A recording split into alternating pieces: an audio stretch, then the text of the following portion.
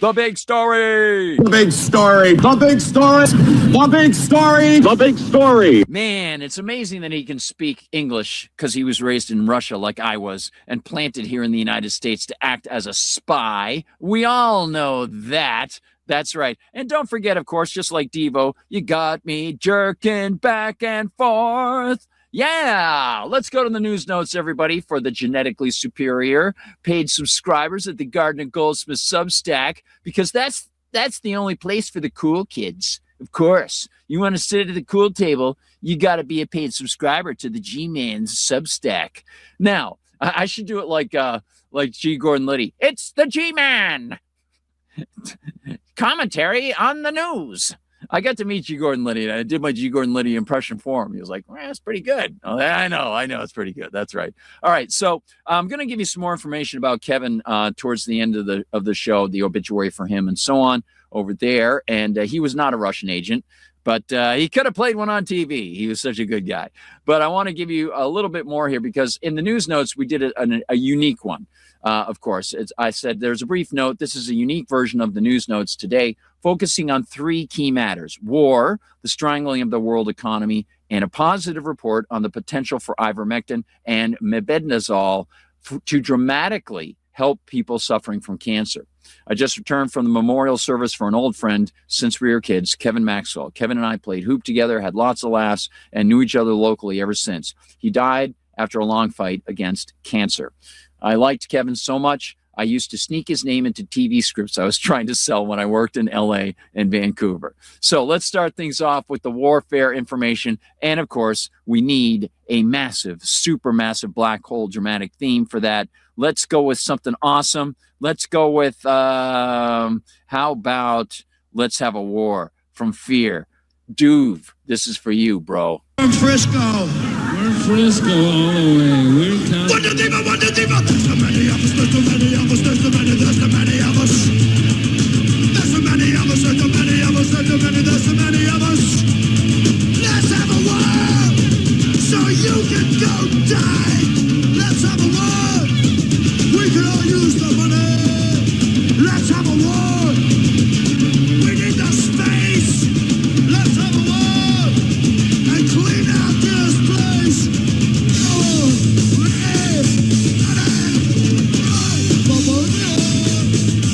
I mean, justice. There's so many of us, there's so many of us, there's so many, there's so many of us. There's so many of us, there's so many of us, there's so many, there's so many of us. Let's have a war. Check out the Dow Jones. Let's have a war. We could start in New Jersey. Ah, yes, indeed. The lovely, calming strains of San Francisco's Fear. All right. You got to love it. I go with that music, and I hope you do too. Angie, thanks for the positive vibes. Steve Swan's got some comments. He says, April 19th is a favorite date for the government to kill people, false flags, etc. Think Waco, Oklahoma City bombing, etc. Darn right, Steve. Absolutely right.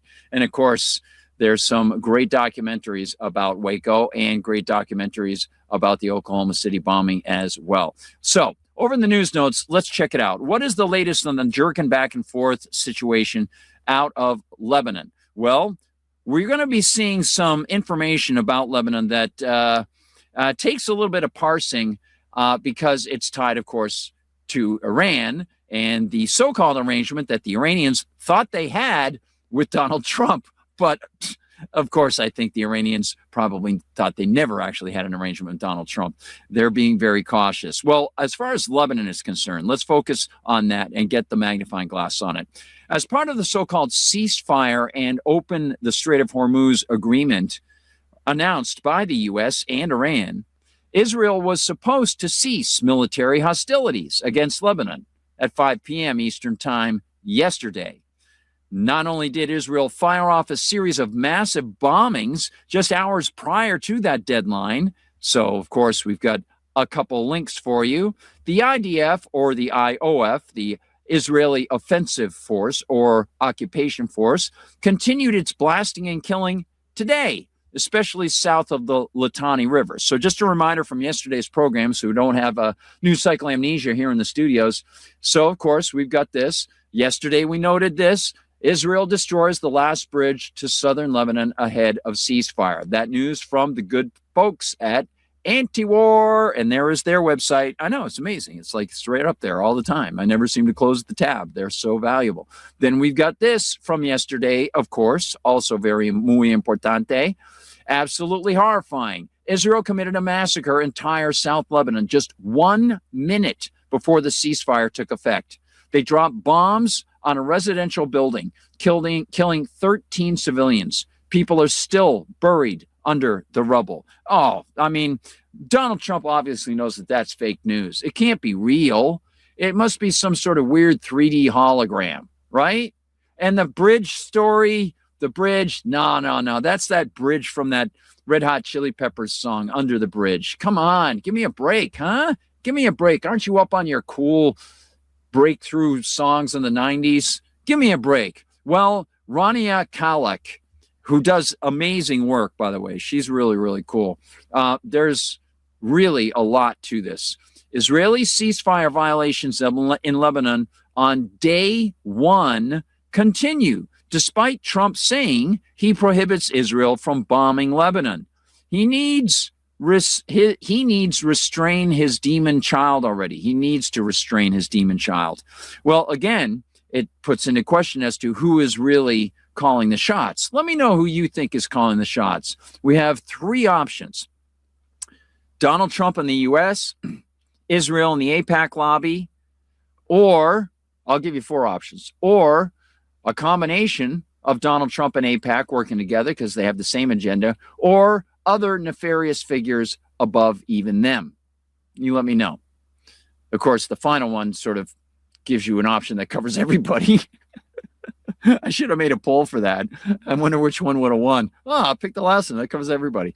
All right. But yeah, really, who do you think is really driving this? Let me know in the Rumble chat and over on X. Feel free to drop your comments in there. Angie, Steve, anybody else who's watching. And please share those links and give it the thumbs up. I forgot. Please give it the thumbs up if you like the show. And the separate segments. There's another segment the producers and I got out today that pertains to that RFK Jr. controversy last night on Capitol Hill about him basically praising the idea of kids getting taken away from their parents. I thought that was a very interesting and troubling thing that really gives us a lot more information to chew on when it comes to statism and people thinking that they're going to get some sort of solution to statism by more statism, which of course doesn't make any sense. Just the person taking a new position inside RFK, doing something different. Well, that'll change again when somebody else takes over. It's the system that needs to be eliminated. Okay, so let's head on over and get more details about this. Mario Nafo's got more on Lebanon. He has this: Israeli soldiers are blowing up Lebanese villages during a ceasefire and posting the videos themselves. Yep. Old APCs packed with explosives, entire structures gone, all filmed and uploaded because, of course, they can't stop themselves from showing off their own war crimes. So here we go. The ceasefire is supposed to be in effect in South Lebanon, south of the Litani River, right now. They're not hiding it. They're posting it for the views. So here you go. Boom. There it is. And then, of course, we got Donald Trump's statement. Trump says Iran just agreed to suspend its nuclear program indefinitely. No frozen funds released to Iran either. That, according to Donald Trump. Well, we already saw a couple days ago that they were going to be releasing $20 billion more dollars. It's a matter of semantics, I think, is what he's saying. I think Donald Trump is saying the United States is not going to release the money when the United States gave it to other countries to hold as proxies. So I still think they're going to be giving Iran some money if they're going to work out anything. That's what I think. But, you know, never trust Donald Trump, right? NTDT, never trust Donald Trump. Is that your robot? Yeah, you never trust him. What's he called? NTDT. Oh, he's going off. Oh, he's going to kill some people in the Caribbean. Yeah, 6 more actually in the Eastern Pacific. Get it right. Oh, thank you. All right. So now there's more here. This doesn't bode well, as I noted, for peace in Lebanon or peace with Iran or the economic fallout from a continued blockade of the Strait of Hormuz. Trump claims that the Persian Gulf is open. This is not exactly right. It is under the control of Iran, and passage is allowed under specific conditions. So he has this, his True Social from this morning, 9 o'clock. Iran has fully announced that the Strait of Iran, like the Gulf of America, is fully open and ready for full passage. Thank you. Now, he doesn't even say thank you for your attention to this matter. He's actually saying thank you, because I think he's starting to get a little sensitive to the fact that people are really pissed off about this. Thank you. Well, Kathleen Tyson notes something important. Iran has not changed anything at Hormuz. 1, commercial traffic only with consent at Iran's discretion. Not you, Donald. You didn't effectuate anything except wasting more of our money. All traffic entering or leaving follow routes in Iranian waters. Fees must be paid for Iran's provision of security. No military vessels can pass. Route limitations and traffic restrictions permanently are imposed on America. So, of course, Kathleen is correct to say you can safely ignore Trump. Yeah, absolutely. She also has this as a nice little meme to remember. Donald Trump, Iran has agreed to never close the Strait of Hormuz again. It will no longer be used as a weapon against the world. President Donald J. Trump. And then, mission accomplished. Wah, wah, wah, wah. Oh, you got some wonderful parting gifts there, Donald. Rice-A-Roni, the San Francisco treat, Samsonite luggage. That's right. Let's say goodbye to our loser in the competition. You're a loser. David Stockman, a winner here again. Not sure why this missive from Iranian authorities is any kind of Trumpian victory. The announcement of the opening of the Strait of Hormuz has been made under completely specific conditions and in full coordination with the forces responsible for the matter. And it will, says David Stockman. Why doesn't Donald talk to David? That would be nice. D&D, New Dungeons and Dragons? No, it's Donald and David. The announcement of the opening of the Strait of Hormuz has been made under completely specific conditions and in full coordination with the forces responsible for the matter. And it will practically be highly limited, Donald. This passage, which is contingent on the continued implementation of the ceasefire conditions, one of which is, hey, Israel, stop killing people in southern Lebanon and Beirut, or anywhere in Lebanon. There's an idea. That would be nice. This passage, which is contingent on the continued implementation of the ceasefire conditions, will have 3 conditions. First, the passage will take place along the route designated by Iran. Entry into the strait will be from the north of Larak Island, and exit from the strait will be from the south of Larak. And in this way, the Strait of Hormuz will be fully transferred to Iran's territorial waters. This is an historic, unprecedented, and enduring change in the Persian Gulf, ensuring Iran's sovereignty over the strait forever. In this manner, Iran is in fact carrying out an unprecedented rerouting operation in the strait.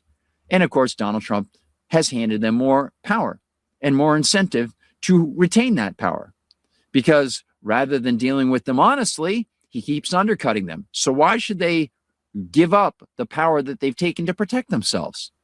That would be really dumb. The second condition, writes David Stockman, which is also mentioned in the foreign minister's tweet. Donald, do you read that, or do you give that to Marco Rubio? I know maybe he's too busy plotting and planning revenge in Cuba to be bothered reading things like his constitution as well. The second condition, writes Mr. Stockman, is also mentioned in the foreign minister's tweet, and that is only commercial ships have the right to pass through the strait. The determination of which ships are commercial will be up to Iran, and this will naturally exclude any vessels with connections to the enemy, thus making the passage practically limited by Iran's determination and not free. Passing commercial vessels also will be required to pay Iranian tolls for security provision. You notice how I fixed the split infinitive there. The third condition is that the passage will be carried out in coordination with Iran's forces responsible for navigation in the Strait, namely the IRGC Navy. That's right. The one that Hegseth says doesn't exist. That would be the very fast speedboats and the power to use drone strikes and missiles to take out the ships they don't like. Yeah, Pete. I don't know. I thought you were supposed to be up on all the modern warfare there, dude. You keep telling people, well, they don't have a Navy. They don't need an official Navy, dummy. Considering all these conditions together, passage through the Strait will be limited, writes David, subject to toll payments and managed by Iran. This is precisely what Iran has been pursuing since the beginning of the war and is now imposing on America. So there you go. Yep, good job. Good job, David Stockman. Unbelievable. There's so many good comments underneath that, by the way. I noticed a lot of ANCAP colors, the gold and black, yellow and black. There are a bunch of them down there. Pretty cool. There was some red and black, too. It's some more socialist anarchists. I don't know how you can be a socialist anarchist. If you're an anarchist, then you just believe in society. If you're a socialist, you believe in some sort of political system to control society. But I want to get over to this because Scott Bessent has coined the term, you got it, financial equivalent of bombing Iran. Yes, it's wonderful. Here we go. The insane U.S. sanctions on Iran are already being applied again to some in Iran, and they will ramp up.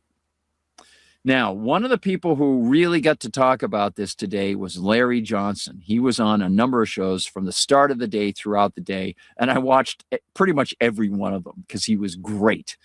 And just awesome stuff, whether it was with Daniel Davis, whether Danny Haiphong was doing a great job too, or you might have seen, let me see, Colonel Wilkerson was on with Kyle Anzalone this afternoon of the Libertarian Institute. Just excellent stuff. But one of the things that Larry brought up was the fact that they're getting ready to impose new sanctions, even as we know, who is it? It's Larry has mentioned that the U.S. is building up even more forces. So what is going to happen? Is Trump going to try to go after one of those islands in addition to his ridiculous porous as cheesecloth so-called block of the Strait to threaten that again? What's he going to do? And with Daniel Davis, he did an excellent job. They went through the various three major scenarios that they can think of. I'll show you some of that footage. But in a moment, I'm going to show you some of the key footage from the Kyle Anzalone show with Lawrence Wilkerson, because that was really, really important. And I want to tie it into something that Larry Johnson said about these sanctions. He said, at the same time they're doing these negotiations, you got Scott Bessent out there flipping his lips, talking about how they're very excited because they have new sanctions ready to go against Iran. Because they're reimposing sanctions against Iran.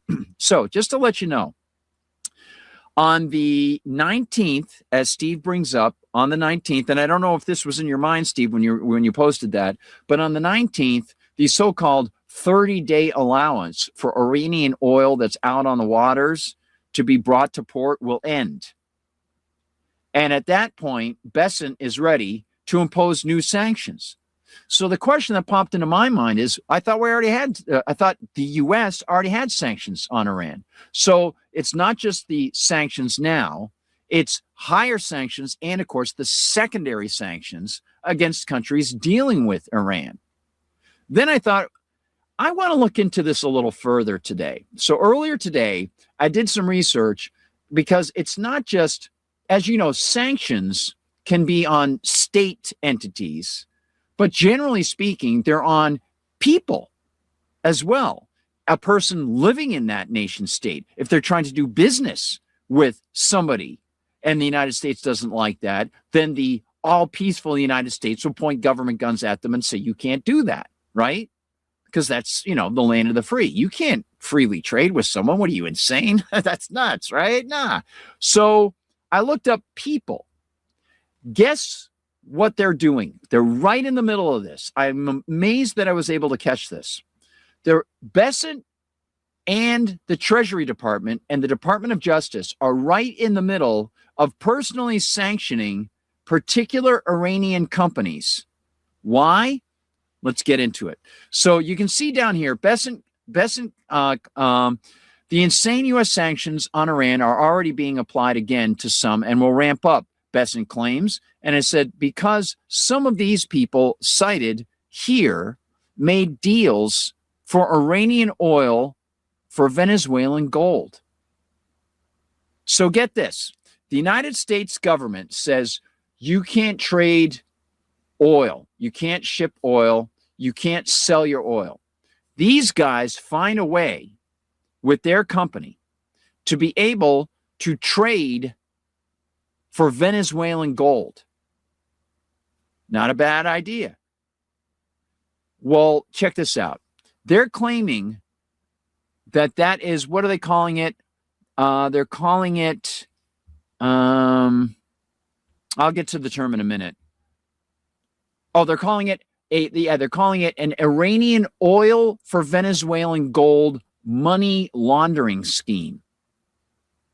So because they have to barter and they can't take actual monetary notes, that's money laundering.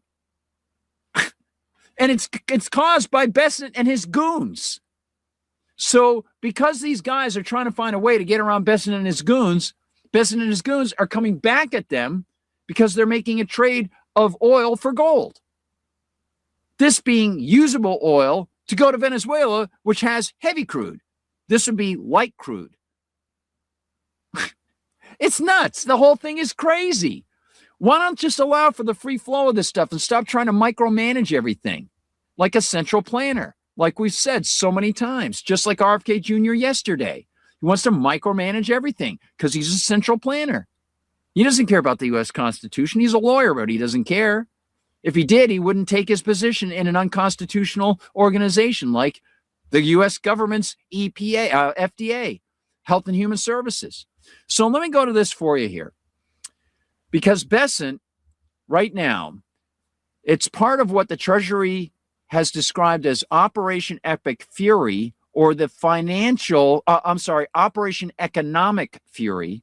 Operation Economic Fury is Besant's big term for it, or the financial equivalent of bombing Iran, okay? Aimed at cutting off revenue to the Iranian regime amid ongoing tensions, including disputes over the Strait of Hormuz. So between April 14th and April 17th, they had warnings of secondary sanctions on oil buyers and banks. Those really ramped up on the 15th, as Scott Besant publicly stated that the U.S. is now prepared to impose secondary sanctions on any country's entities or financial institutions that continue purchasing Iranian oil or hold Iranian funds in their banks. Got to barter, right? He explicitly warned, quote, "We have told countries that if you are buying Iranian oil and if Iranian money is sitting in your banks, we are now willing to apply secondary sanctions." Well, the Venezuelans and the Iranians thought they had a way around that. The Treasury Department has sent warning letters to at least 2 Chinese banks and reportedly to institutions in Hong Kong, the UAE, and Oman about potential secondary sanctions. Of course, that Trump just seems to think he can impose. Did you find that in your Constitution? I know, it's in the lemon ink section. You got to put it over a heat source, and then it comes up brown. That's the magic U.S. Constitution, just like the magic of it claiming authority over you. Yeah. China, Iran's largest oil customer, previously handling over 80% of its exports, is a primary focus of these secondary sanctions. That's not going to work out too well. There is approximately $9 billion in what Besant calls illicit monetary flows. But nothing's going to stop the flow, folk implosion. So, new direct sanctions. So I looked up some of the stuff on the people. They've got, the U.S. sanctioned more than 24 individuals and their companies and their vessels tied to the petroleum shipping network linked to the Shamkhani family. That's Shamkhani. Shamkhani! Right? Now, they are very well known in Iran. They are operating in Iran and the UAE, and they're accused, because UAE used to be part of Iran, they're accused of sanctions evasion. How? Well, they're going after them, of course, because they're saying that it is an Iranian oil for Venezuelan gold money laundering scheme. Scott Bessent described their moves as targeting regime elites who attempt to profit at the expenses of the Iranian people. You're taking their gold. What? Now you're profiting. Well, let me just give you some background. As I noted in my news notes, and maybe you were thinking the same thing, the hypocrisy here is rich, not Rich Little. There are multiple credible reports of the U.S. acquiring approximately $100 million worth of Venezuelan gold physically transported to the U.S. as part of the Trump administration's post-intervention, wink, wink, economic engagements following the January 3rd, 2026 military operation in Venezuela. Yeah. Hey, Scott. Hi. Hi, my name's Hypocrisy. Do you know me? This operation involved a strike that captured President Nicolas Maduro and his evil, evil wife, terrible people, who were transferred to the U.S. for prosecution on drug-related, totally constitutional drug-related charges. After which the U.S. worked with acting President Delcy Rodriguez, who just seems to be getting ready to run for president all the way for the next election, and asserted significant de facto control over Venezuela's key resources. There's a peanut part, including oil and minerals. Well, let's go back to January 3rd. The U.S. conducted an unconstitutional and immoral military raid on Caracas. Trump publicly stated the U.S. would run Venezuela temporarily to rebuild its oil infrastructure and facilitate transition. Well, Maduro's removal was followed by deals. We've got deals. Giving the U.S. oversight over their oil exports and expanded access to their minerals, like gold. Yeah. Now, specifically for Mr. Bessent, because his memory doesn't seem to go back this far, last month, U.S. Interior Secretary Doug Burgum traveled to Venezuela with U.S. mining executives to promote legitimate, wink, wink, mining and secure critical minerals. He announced that the U.S., quote, brought home 100 million of gold, physically, the gold. Yeah. Then there were the licenses and deals for gold exports. The Treasury, that would be your department, Mr. Bessent. The Treasury issued General License 51, authorizing U.S. entities to deal with Venezuela's state-owned gold mining company.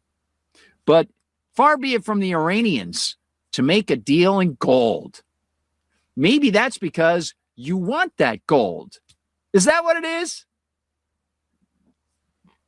Do you guys run into the same thing? You get a little suspicion. You're like, hey, I kind of remember like last month the gold and, all that sort of gold stuff. And then like, yeah.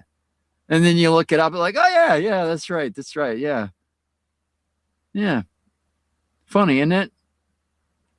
These actions are not described in mainstream reporting as forcible seizure or confiscation of central bank reserves. Instead, they involved licensed commercial purchases, exports, and physical transfers under agreements with the Rodriguez government. So that makes it all honest. That makes it awesome, right? Let's get to your comments, everybody. See what's going on inside the Rumble chat. Say hi on a Friday. Help us end the week well, everybody. Skunk Hollow is in the house. Hey, glad you liked Wire last night. That was a great, great pair of songs. Great stuff. Some Roger Rabbit. Yeah. I met the guy who wrote the novel Who Framed Roger Rabbit. He came and spoke to our one of our classes when I was at Boston University. He was a former Boston University student. Yep. Let's see. We got that travel line is there. Yeah. Iran opened the strait. Trump says Iran will continue to be blocked until a final deal is made. Okay. All right. Yep. And it's back and forth. It's just like they said in RT. You got me jerking back and forth. Let me see. Oh, and they're talking about cancer. Smuhosky has, if you cure a patient, you lose a customer medical industry. If you win a war, you lose a customer military suppliers. Oh, great tie-in, man. Great tie-in. Thanks, dude. Thanks. Yeah, it was intense. Will Tubak says, was intense. Yeah, stole 100 million. And they got the gall. I mean, is it just us? Like, there are pockets of us type people on other shows, right? I mean, it's just astounding. It's incredible. And they seem to think that they can get away with this stuff. Well, they do get away with it, but at least we've got the truth on our side. It's not like I say, I'm never going to win a political battle, but at least we're talking. And I can feel comfortable that I found the truth and I got to talk to some people and see if you think that it's right, and compare my notes with you guys and ladies, some solid minds. All right. Now I want to go over into, not into Never Neverland, but I want to go into a couple other things that I think are pretty darn important here. So let's go back to yesterday. Do you believe Donald Trump, the 10-day Lebanon ceasefire? Let's bring you some breaking news now coming out of the U.S., where the U.S. president says an agreement has been reached for a ceasefire between Israel and Lebanon. Our chief U.S. correspondent, Alan Fisher, joins us now from Washington, D.C. So what details is Donald Trump saying about this ceasefire agreement? Well, you remember at the top of the hour, we were talking and confirming that there had been a conversation between the Lebanese president and Donald Trump. He had been trying to get some sort of ceasefire. The idea was that he would get both the leader of Lebanon and Benjamin Netanyahu on the phone, and they would agree to that. That Donald Trump has, just in the last few minutes, put a post on Truth Social. We're going to put it up on screen so you can read it. What he is actually saying is this, that he's just had a conversation, an excellent conversation, with highly respected President Joseph Aoun of Lebanon and Prime Minister Bibi Netanyahu of Israel. These two leaders have agreed that in order to achieve peace between their two countries, they will formally begin a 10-day ceasefire at 5 p.m. Eastern Standard Time. And of course, that was bogus. When is somebody going to capture Netanyahu? When are they going to finally put that guy behind some bars? And I don't mean cheers. For goodness sake. Let's go to some great coverage from the good folks over at RT on some of what's been going on in the Gulf. And then I want to play you a great conversation with Lawrence Wilkerson, with Larry Johnson, and Nima from Dialogue Works. All right. So here is RT. And they're amazing. They're like float like a butterfly, sting like a bee. Their feet are going wild. They're always moving at RT. Here we go. I mean, they pay me. In Lebanon, that implementation of a ceasefire in Lebanon has been one of the conditions set by Iran for resumption of peace talks with Washington. And on the other side of the story, Washington had demanded they want to open the Strait of Hormuz. And now with these two demands already met, we have to wait for the next move to see if diplomacy can this time ease down tensions between Tehran and Washington or not. And 11 people have reportedly been killed and another 35 wounded in an Israeli strike on Lebanon that was carried out minutes before the start of the ceasefire. Earlier, Donald Trump announced the agreement, saying it would include the Hezbollah militant group. Lebanon is mourning a group of paramedics killed in Israeli strikes on Wednesday. A warning, there are disturbing images ahead. Yeah, I do want to warn you. This is, we showed a lot of this last night, but that scene inside the ambulance where the explosion occurs outside the ambulance and the guy near the back gets hit, there's a fraction of a second more here that's even more intense. I just want to give you the heads up. And of course, there have been new attacks today. Yeah.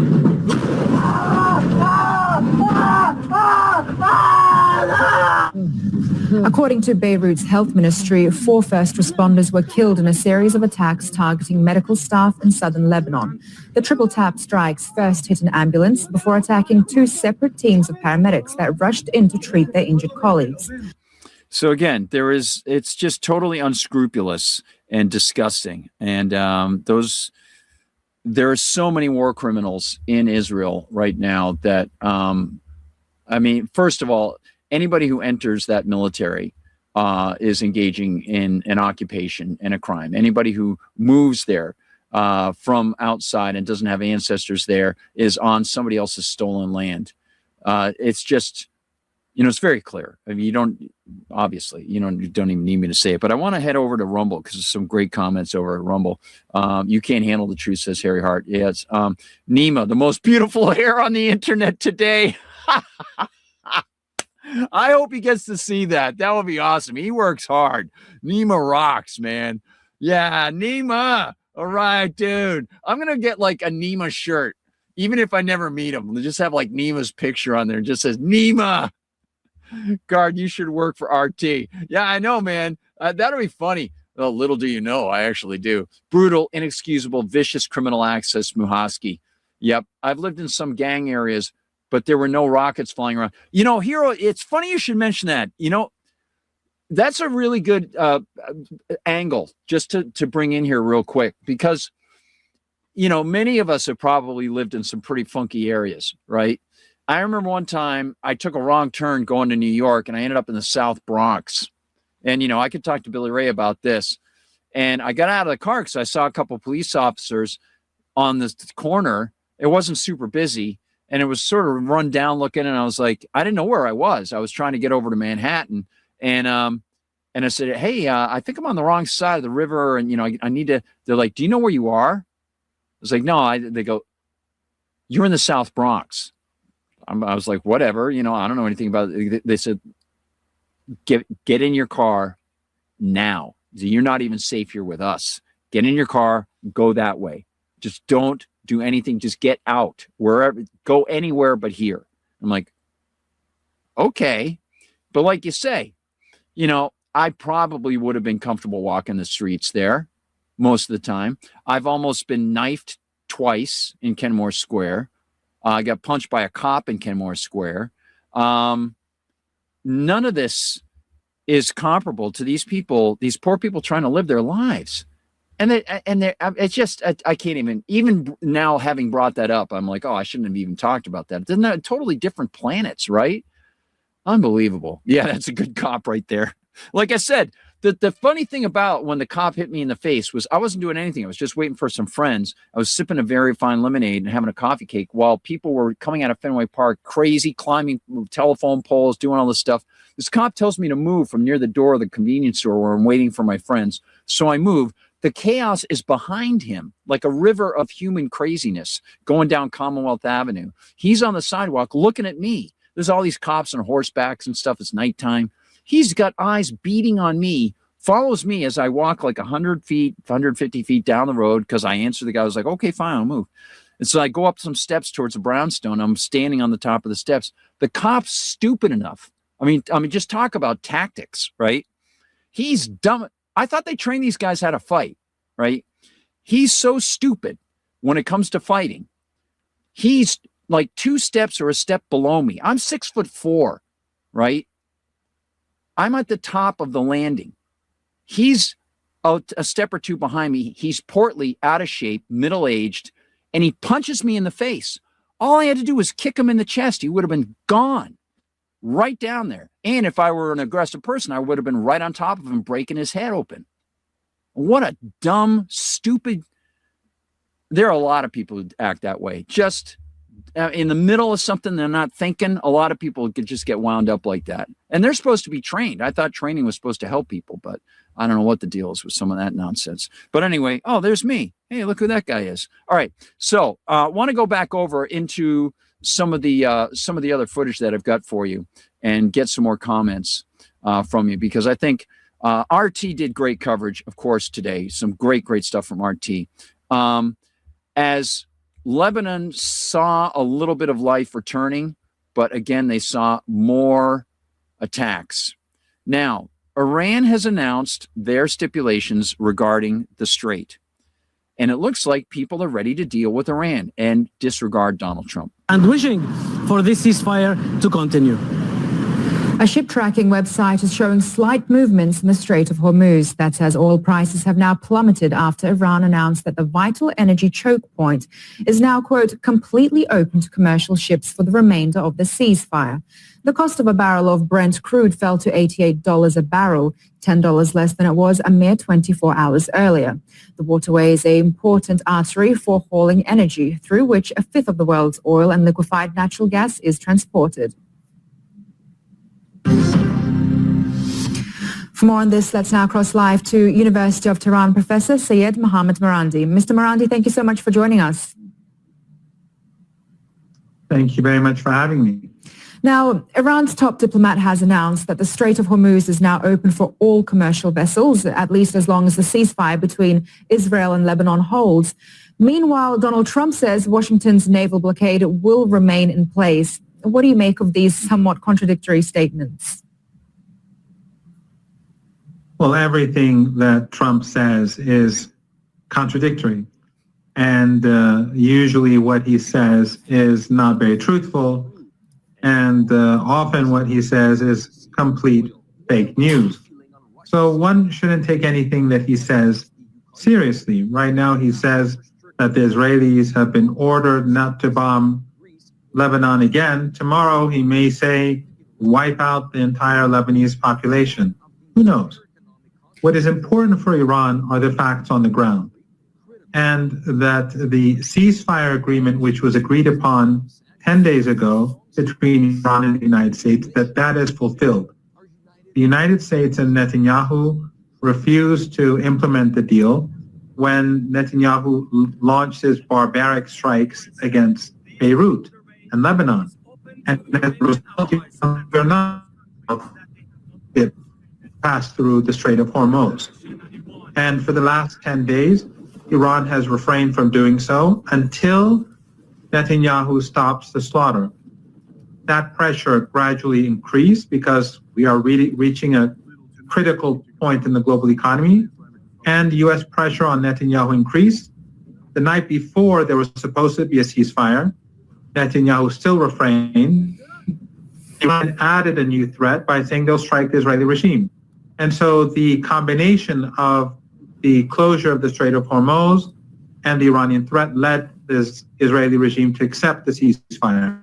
So now that the ceasefire has been accepted, Iran is carrying out its obligation, and that is to increase the number of ships that pass through the Strait of Hormuz. Now, I want to mention just briefly, when one looks at the behavior, the underhanded behavior of the Israelis, according to the Israeli-Lebanon-United States agreement, and then the contingency for Iran to say there should be a ceasefire on Lebanon and the people in the south, in particular south of the Litani River, and yet Israel has not engaged in a ceasefire, in fact, has killed even more people today. The fact that the Iranians are opening things up and they're very clear on their stipulations, again, that's an indication of their solidity and their knowledge of their ability to control the Strait, and a message to Donald Trump to say, we're being that gracious right now to the world economy because we could come back and hit you hard. Now, there's a lot more to discuss here, and I want to turn to the good people at Dialogue Works and Nima and the gang. Yeah. Okay, so we're going to be talking about sanctions generally with Scott Bessent and the craziness. And you'll hear Larry Johnson talk a little bit about what he thinks is coming. So here we go. They're gonna put the sanctions on Russia and Iran again. The sanctions are back on Iranian oil and Russian oil. That's what Scott Bessent said. And how about the military operation? Are we going to see some sort of escalation? Because as I've mentioned, they have sent a lot of weapons to the regions in these 2 weeks. Go ahead. We are going to, the plan is to launch a very intense strike, missile bomb strike, JDAMs, TLAMs against Iran. Again, I was in a schizophrenic mood yesterday watching what was taking place, because here was when they announced the ceasefire between Lebanon and Israel, and it is for 10 days. So that takes us to April 26th. And then later in the day confirmed that it applies to Hezbollah. So on the one hand, you got the Trump administration moving to stop the fighting, which is good. And give them full credit for that. But then as we talked about earlier, here's Bessent and the Trump administration, one trying to strengthen the blockade of the Strait of Hormuz, which is, it's completely ineffective because we don't have enough. So I just want to pause it, because obviously I think I am not so sanguine as to think that Donald Trump actually thought there was going to be a stop on anything on the earlier point. We'll continue, though. Ships to actually do it. But then on top of that, doubling down the sanctions on Russia, the sanctions on Iran, and sanctions on China, which are those are confrontational moves. That doing that doesn't give you greater leverage over those countries at all. And so then you got to look at is think of it like a car. Are you pressing on the accelerator, or are you pressing on the brakes, or are you putting the car in reverse? And what we're seeing is, with respect to the flow of personnel and supplies to military forces, U.S. military forces in the region, they're pressing the accelerator. Now, that said, there's still some significant problems on the U.S. side. I don't know if you've seen the images circulating. So there are some unhappy Marines on either the Boxer or the Tripoli, one of those LHDs or LHAs. They're those like miniature aircraft carriers. They're being given, let's put it this way, food at a high school cafeteria is better than what they're getting, or prison food is better than what they're getting, and it's in limited quantities. So you got a bunch of hungry, these Marines are 18, 19, 20, 21 years old. You got a bunch of hungry young guys that aren't getting fed properly. They tend to get a bit grumpy. So I fully expect that by next week, we'll be back in a serious hot war with Iran. I hope I'm wrong, but I don't see, unless the Trump administration reverses these sanctions and said, okay, sorry, we weren't thinking clearly, we got to stop this. It's inevitable. We're going to go hot again. Let me drop a comment in there, Nima, about sanctions. We just had our conference out in Columbus, Ohio, the Eisenhower Media Network, and we had some pretty good people there. One of the things that I think we became apprised of that I was not totally shocked about, but I guess I was shocked to a degree. Since 2000, very analytical study done on this. Since 2000, we have killed 38 million people with our sanctions. That's Mao Zedong and the Cultural Revolution. That's Joseph Stalin and the purges. That's Hitler. Not the whole war, 100 million, but it's Hitler directly. That's what we've done, 38 million deaths. And about 60% of those deaths are children and women. 500,000 in Iraq alone when we had this serious sanctions on Saddam Hussein. I just want to mention, of course, that was 500,000 before the invasion of Iraq, when the 60 Minutes folks spoke with Madeleine Albright, which, of course, Larry will bring up here. But it increased to nearly 1 million with the kinetic activity and the occupation by the United States. That when Madeleine Albright was questioned about it, said, well, that's all right. We got rid of him. That's a price we had to pay. We got rid of him. 38 million people. We have over 2 billion people under these sanctions. Is there any wonder that Xi Jinping has finally done what he's done and said, we are going to replace the American financial system with a Chinese one? And you all are welcome to join, because we will be emphasizing development not punishment. Yeah. So that's the serious thing that Scott Bessent just amplified for 2/3 of the world who literally hate our guts for what we do with these things. This is a weapon that we should never have begun to use. It's an international crime, actually. Now, the law is kind of peculiar here. It says if you put a blockade on Cuba for 50 years, Cuba doesn't have the ability to militarily effectively respond to you. So it's not looked at much. But if a country has the military capability to respond to you, then it kicks in. It's an act of war. These sanctions are an act of war. China and Russia have every right to combine their assets and attack us. They won't do that, of course, because they're too smart to do that. They'll take us out otherwise, which they're doing quite adequately, thank you very much. But that's what Scott Bessent is doing, just like P.D. Hegseth, Secretary of War. Bessent ought to call himself Secretary of Treasury adjunct to the war. You know, that's what we're doing. And this is not going to be tolerated by about 6 billion people who have alternatives now. Did you see where China offered Manila oil? And Manila said, let's talk. Yep. Absolutely right. Manila Manila has essentially a very special relationship with the United States, much like the Philippines. So for Manila to be talking with them is a very significant change in the power of the United States to hold on to its allies. And Lawrence Wilkerson, Larry Johnson doing excellent work there, just excellent stuff. I also want to mention, if you get a chance, I mentioned earlier, Rania Khalek.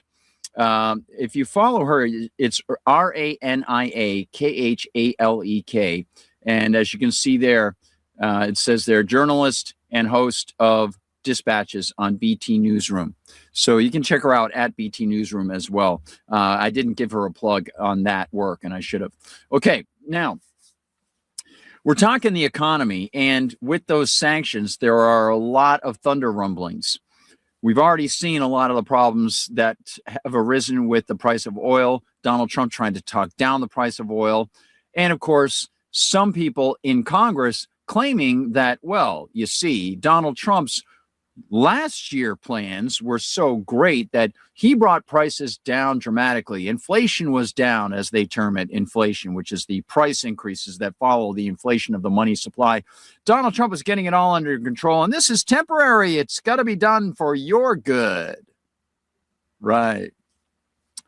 Well, of course, as we know, inflation essentially was not changed as far as the price increases are concerned year to year, a functional additive equation from Joe Biden's track record. In addition to that, now they've got this excuse. Well, America's at war. There is no declared war. It's unconstitutional. Everybody in Congress knows there's no declared war. They've had numerous opportunities to declare war. They've had opportunities to actually invoke the War Powers Act to say, hey, you've been doing this too long and you got to stop. The War Powers Act also being unconstitutional and unnecessary because the president should be in prison now for high crimes and misdemeanors for using the military. And the soldiers who allow themselves to get deployed also swear an oath to the Constitution. They also are committing war crimes and should go home at least. We'll talk about prosecution for them some other time, but how about the morality of them getting your money, whether you like it or not? Well, let's talk a little bit more about the U.S. economy, because that is coming like a tornado. Here we go. Fox, home foreclosures jumped 26% in the first 3 months of this year. Oh, you mean after lockdown 2.0 with the tariffs, the economy was doing great? Oh, that's right.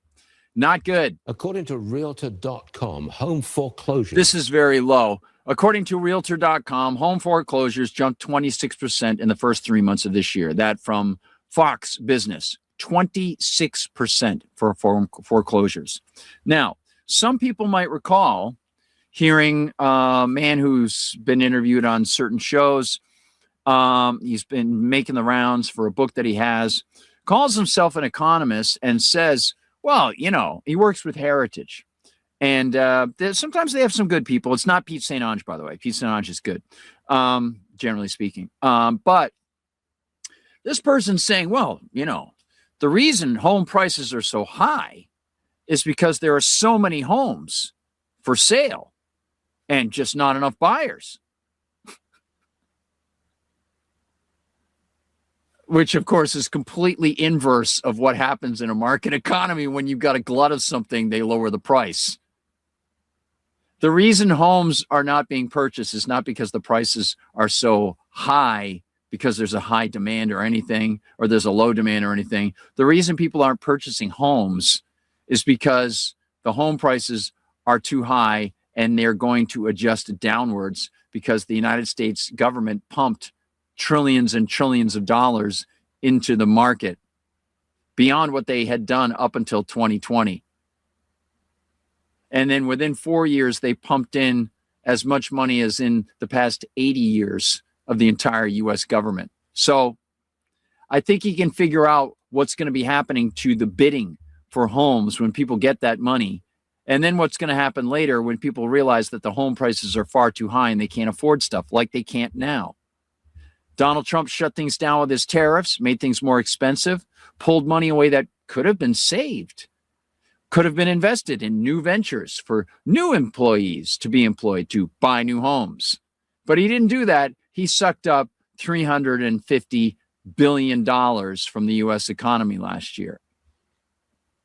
No wonder the home market isn't doing well and people are foreclosing on their homes. Then we've got this. Owning a car in America has never been this expensive. The Kobisi letter writes, the total cost of vehicle ownership in the U.S. has risen 36% since January 2020. Motor vehicle maintenance and repair costs have surged 50% over the same period, jumping 6.1% year over year in March alone. Look at that. And if you're only listening in audio, it's a picture of Donald Trump with a crooked smile on his face. Oh, no, I'm sorry. It's an upward sloping graph showing, of course, CPI motor vehicle maintenance and repair price level from 2017 to 2026. Whoops. Then we've got some positive news, and I'll get to that in just a minute, everybody. First, I want to turn to the Rumble chats and say hello as we get ready to take an opportunity to hear some good news from the good doctor, Dr. Campbell, over in the UK. Anybody thought about whether or not Donald Trump's pressure on Israel will actually see Israel stop bombing Lebanon over the next couple of days? I think it will continue. And which direction do you think we'll see a travel for the United States and the U.S. military when it comes to Iran? Let's go to some final comments to wrap this up with Kyle Anzalone and the Kyle Anzalone Show with Lawrence Wilkerson that was just out at around 4 o'clock today. Anzalone Show, and wrapping up an extremely insane lot of news all week, but today there has been an absolute avalanche of it, and I am very happy that I have Colonel Lawrence Wilkerson with me today to try to break everything down. How are you doing today, sir? I'm tired. Yes, I think we all are hoping maybe for like a nice Friday, easy Friday, but there is a lot going on today. So, of course, the big news is that Iran said the Strait of Hormuz is open. Donald Trump echoed this, posting on True Social that the Strait of Hormuz is open, saying that it's never going to go again and that we're going to quickly wrap up negotiations here. But until negotiations are over, the U.S. blockade on Iran is going to remain. So, Colonel Wilkerson, what do you make of it? It sounds like a fairly optimistic take that we're almost done with this. Iran seems to be giving up everything. They're reopening the Strait without the U.S. removing their blockade. Did Donald Trump's pressure finally get to the point that the Iranians are throwing in the towel? Actually, there is no blockade. And actually, Iran is still very much in control of passage north and south through the Strait of Hormuz. And what Trump is doing is trying to fashion a victory where there is at best a stalemate, and at worst, and I think this is closer to reality, a loss, because Iran has stood up to the empire. Iran has done major damage to the empire, which propaganda is protecting right now. In other words, we've learned from Bibi Netanyahu, we're not telling the American people how many dead we have, how many wounded we have, how many billions of dollars of very sophisticated equipment, 250 million plus in a drone they just shot down, we have lost. So Donald is trying to fashion some way of extricating himself from this really stupid decision he made, basically on the advice of Bibi Netanyahu. And at the same time, Bibi's trying to prevent him from doing too much damage to his campaign in Lebanon and ultimately his campaign against Iran in the process. So there are no victors or losers here, but there are people who weren't expected to come out in as good a fashion as they have, and that's Iran. Absolutely. And I did read from, I'm trying to read the Iranian press to see what Tehran is saying, because Donald Trump, again, is painting this as an absolute loss for the Iranians. And they made a couple of points. One, they said they were about to break the ceasefire that, excuse me, the situation had gotten so bad in Lebanon that Tehran was going to start firing missiles at Israel. And it was only at that point that Donald Trump agreed to impose the ceasefire in Lebanon and make Israel abide by it. And Iran also says that even though the Strait of Hormuz is reopened, they're still going to be charging fees on the ships passing through, which would suggest that they are still in full control of that waterway. So what do you make of those Iranian statements? Is that just bluster and propaganda from Tehran, or does that maybe reflect more of the reality of the situation? Well, I think they're accurate statements, which will take a great deal of military force for us to reverse. And I don't think we have any intent of using that kind of force. I hope we don't anyway. We've positioned some force there to break a loggerhead if you have to. But I don't think we're going to do that. I hope not anyway. And Iran, as I said, is pretty much in control of the Strait. And as you said, they are getting wages for ships passing through the Strait, just like the Egyptians do for the Suez Canal. And I think the Panamanians do for the Panama Canal also. So it's not anything untoward that they're doing. And we have a new player in this now. And this new player is very, very important for people to understand. And this player is the number one economy in the world, and in many other respects of national power, the number one power in the world. And that's China. Not only has China, I've learned, I think accurately, that China is providing them with exquisite intelligence from a satellite that they are dedicating to them, much the same way we gave Ukraine access to a satellite a few months ago that allowed Ukraine to target very, very wrongly, in my mind, Russia's nuclear response capabilities and nuclear early warning capability. That we did that was absolutely unbelievable, but we did. And this is a very sophisticated satellite. I'm told the Chinese satellite is even more sophisticated. So Iran is getting exquisite intelligence on the entire region. And if it has to take up arms again, as it were, and attack more targets in the region, it will have excellent targeting advice and targeting data from that satellite. So, Colonel Wilkerson, one of the concerns I have here is that, as you said, if the U.S. were to negotiate a deal now, it's not going to be a deal that Donald Trump will try to portray anything as a victory. But I think it's going to be very transparent to the American people that this isn't the case. And we've also seen the U.S. and Israel use negotiations 2 times in the past year as cover to position troops in the Middle East to attack Iran. The current U.S. currently has the USS George H.W. Bush aircraft carrier strike group on its way to the Middle East, along with, I think it's the USS Spotzer amphibious ready group, which includes the 11th Marine Expeditionary Unit, which was conducting drills on how to handle nuclear material as they transited from Hawaii on over to the Middle East. So I know you say it's the worst possible outcome that the U.S. would choose to escalate this war and possibly launch a ground invasion. But as my boss over at the Libertarian Institute, Scott Horton, said this week, it's important not to underestimate the stupidity of the Trump administration at this point. So could we possibly see the U.S. actually, just doing whatever it takes to drag this ceasefire out until we are militarily prepared to go back to war?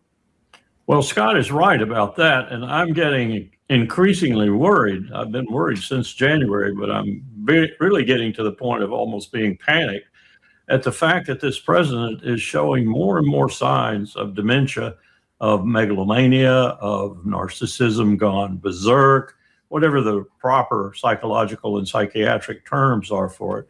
He's showing that he can't make sound decisions, and he's showing that he ricochets all over the place. I know that's like, saying a bullet ricochets, because he's been that way ever since he assumed the presidency, particularly this second term. But I think it's getting more acute now, and I think it's getting into stages of even desperation. So I'm really worried that we're going to have some things happen that are going to be extremely stupid and extremely dangerous for the empire. And it's going to be simply because he's not thinking properly. And I don't mean just in the usual Trump mode. I mean, seriously, he's got problems. And there's no mechanism. This should be teaching us something. There is no mechanism that says you're mentally unstable, you're insane even, and we have a process for evaluating that. We have professionals to do it, and we will take you out of the White House if we determine that's the case. I know that sounds draconian and dramatic, but my God, what do we not do that in if someone is a CEO or whatever and is berserk? Why wouldn't we have that sort of process? We say, oh, we have the 25th Amendment. That's hogwash. The 25th Amendment is a lesson in exasperation. You're never going to get a cabinet to agree on eliminating their power head, and you're never going to get 2/3 of the Congress to agree on that. So the 25th Amendment is a farce. We really do need something that determines whether a Ronald Reagan in his last year is not mentally competent, a Joe Biden in his last 2 years is not mentally competent, and Donald Trump, perhaps since he started, is not mentally competent, but certainly now. And we need a process other than impeachment to step a president down and install the vice president. So I'll just pause it there. Of course, the 25th Amendment does, I think, like a third clause down. I've got it down over here somewhere. Section 4, the vice president and a majority of the cabinet or a body designated by Congress can declare the president unable to discharge duties. The VP immediately becomes acting president. If the president contests this, Congress decides the issue, requiring a 2/3 vote to maintain the VP as acting president. Acting! They're all acting. It's all performative because none of them actually conform to the U.S. Constitution. So that's kind of an important thing to keep in mind there, right? Absolutely. All right, now let's take a little journey elsewhere and do something else, my friends. Right about now, Funk Soul Brother, we've got even more to discuss. So let's get into it and ask your opinions on things. Some great comments from people. A lot of people. I don't know if it's Deb or Brian. Thank you. Yes, I got all dressed up. Thank you, Deb or Brian. Thank you. I appreciate that. Yep. I appreciate that. Yeah, my old boss got this for me in Venice, this tie, and so I was nice to be able to wear it today for a good man in honor of him. And